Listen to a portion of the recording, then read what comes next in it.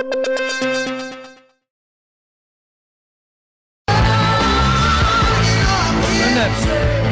rock and roll music down. It's too loud. Ted Nugent is with us. He's on tour in Los Angeles. Are you still in Los Angeles? Didn't you have something happen in Los Angeles yesterday, Ted? Something happens every minute of every day, but yes, it happens in Los Angeles too. I was shooting 50 caliber sniper rifles in Los Angeles legally, 100% legal. Really? Absolutely, yeah. We went up to the hills, up to the Oak Tree shooting range to test out some new ammo that I'm creating, and just hanging with the SWAT guys and with a bunch of commandos of law enforcement and military. And Mrs. Nugent and I were shooting large caliber weapons, getting ready for real rock and roll excitement. Okay, so Ted, tonight you're going to be on the program, and we're going to go into detail about what this government tried to do to you over the last few, and what you've just signed. You want to get into what you've just signed, and then we can talk tonight about what the government did to you? You bet.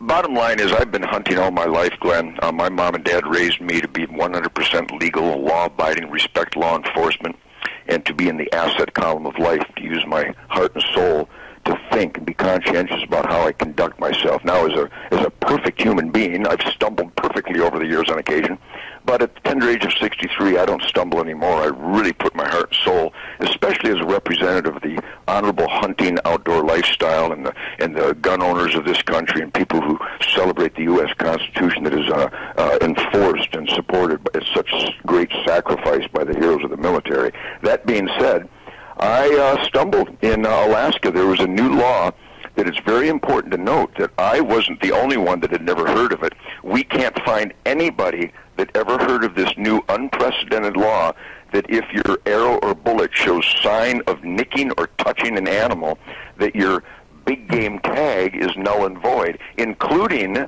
the resident judge in the courtroom who's lived in the only zone where this law exists. He said on record during the court proceedings that he had never heard of the law. And he deals with law enforcement and wild game enforcement all the time. My attorney has been a lifetime licensed guide and outfitter in Alaska, a lifetime hunter in Alaska. He never heard of the law. That notwithstanding, I have, by all information, been the first and only person ever charged with this. The state of Alaska was not interested in charging me, but the federal government was.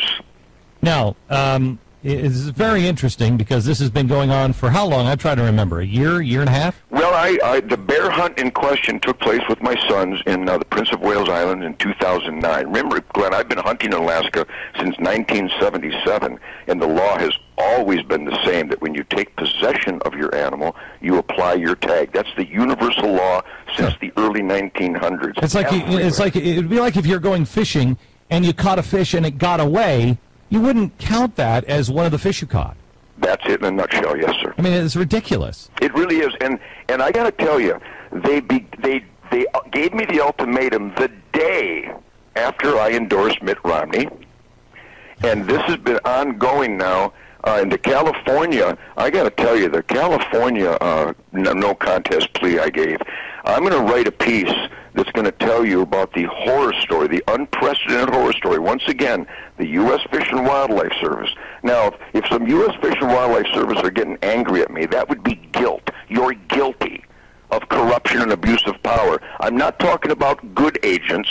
I'm not talking about agents who abide by their oath to the U.S. Constitution and follow the letter of the law, including the Fourth Amendment. I'm talking about jackbooted thugs who are kicking down doors pre-dawn, guns drawn, over a charge that there might have been, quote, feed within 450 yards of my tree stand, bow hunting for deer in California, Glenn. This is crazy. Now listen. Which carries the weight of a jaywalking ticket, by the way. Now I want you to know they threatened to charge. May I say? Yes, my friend Mitch Moore. I was going to say that what they would threaten to charge you in Alaska. And in Alaska, yeah, felonies. Felony. So the Lacey Act was first designed many years ago to stop the illegal importation of endangered species. I supported it 100%. But now The Lacey Act is being used to charge innocent young men and women who have abided by every game law, get this, for shooting a deer with all the right licenses during the right season with the right equipment, but because they used the wrong broadhead, a broadhead, by the way, which is the #1 selling broadhead on planet Earth, that is legal everywhere except 2 states, and they shoot their deer, proper licenses, proper tags, bring it home, and they're charged with felonies equal to armed robbery and rape and murder. Yeah, and going to jail. Now you lose your right to have a gun forever. You go to prison to vote. Right, you lose everything. You become. It's just like it. Let me. Can I have just 60 seconds to make an analogy that no one will fail to grasp? In Michigan, they are slaughtering law-abiding innocent farmers' livestock based on fraudulent terms, claiming they're feral and invasive, when everyone on planet Earth knows that livestock within a confined pen or corral or a fenced area, it can't be feral or invasive by any stretch of those terms.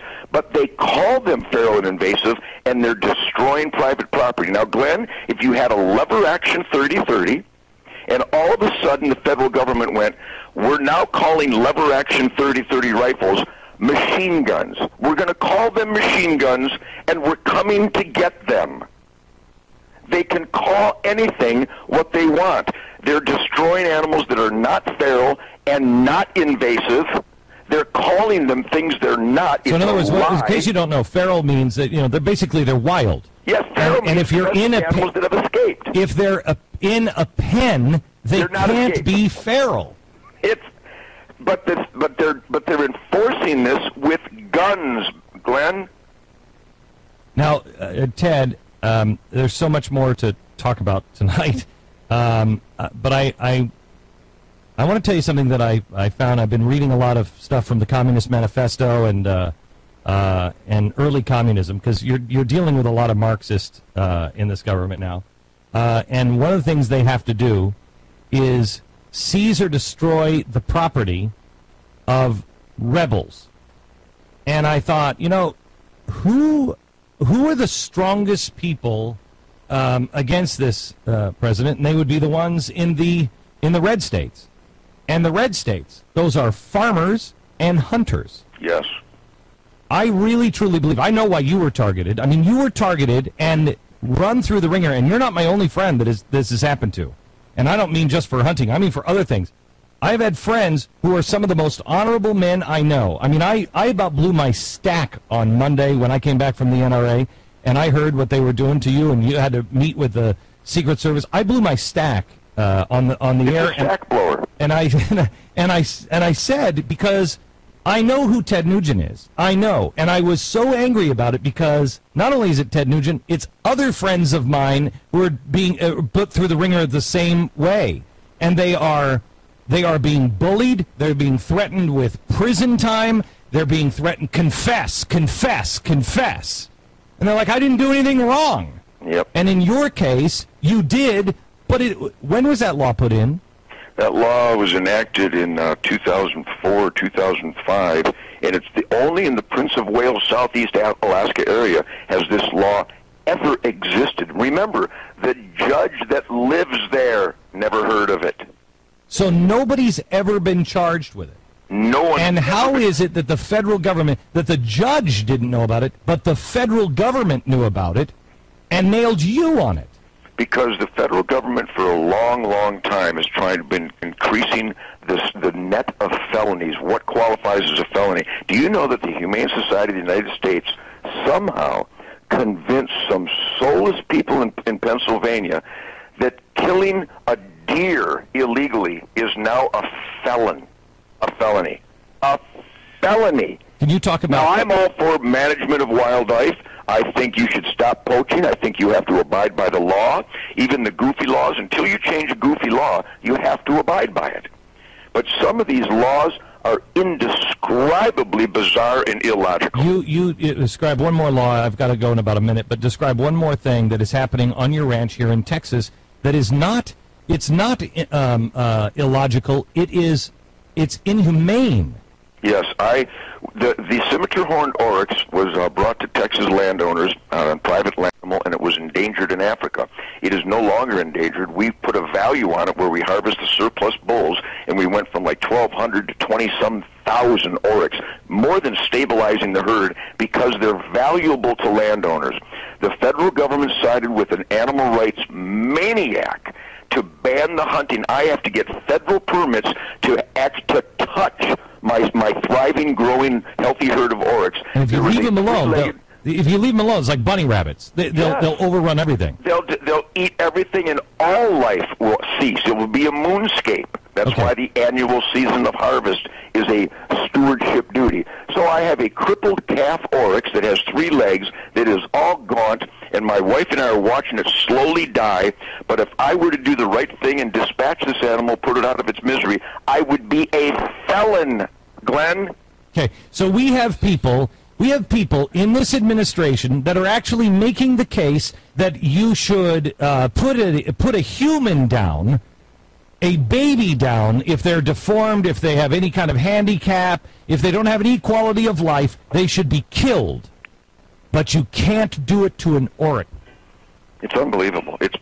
My brain won't accept this vile abuse of power. We've got to take this country back. And I got to tell you, Glenn, I'm walking the streets of Los Angeles. You wouldn't think it's Ted Nugent country, but my goodness, the support you have out here for blowing the whistle. You're doing we the people, freedom of the press, First Amendment duties, and the support I have out here is unbelievable. Everywhere, Glenn. Every cop, every family, every person walking the street, the spiked-haired, pierced ear guy.